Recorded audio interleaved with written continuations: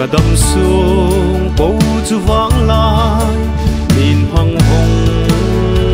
cả ti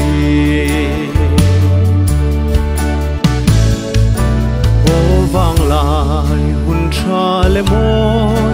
i mi lim san tha sak mel môi na le in no na ta no ni me kap rit le herda voi za tam khomin bang vun tro mata ngai no vei ta chu no ning to wang lai hun cha par zu tum lai ni a chul ding ka ngai tu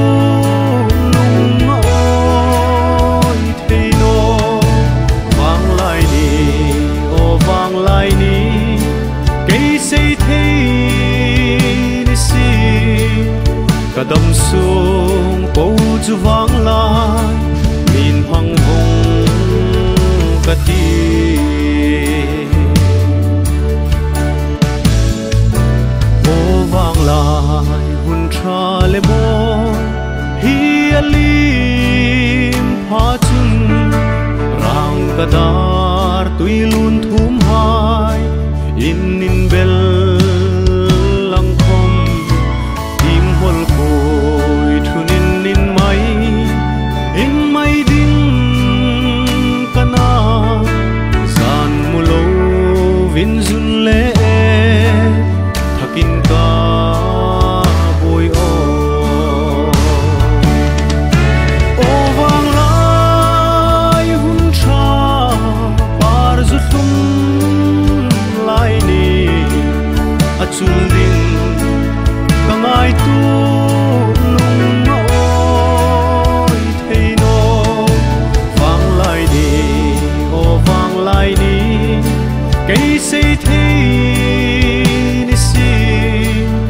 Kadam sung bầu chu vang lai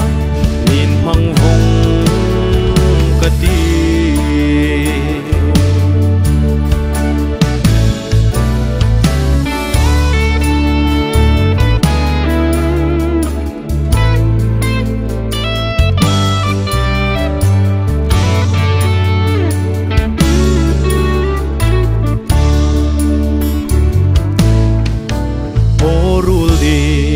taki vang lai ni hi sut mun ro min that na chu hik lu ta ne kina thalem i vang lai hun tha le i bar moi vul lai hin nang ma sim tu che lal pa pathin he Sing ro sin khum khun run rem moi ka